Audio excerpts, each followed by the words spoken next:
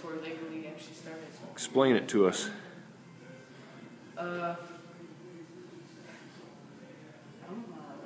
Okay, we'll show it how. So, like, when you push the syringe, it pushes the water through the pipes to these syringes that make it move. It uses hydraulics. There you go. Okay, run it through all its motions. Show us what it can do.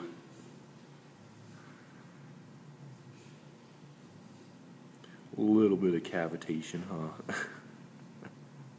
Not bad. That is pretty cool. Sweet.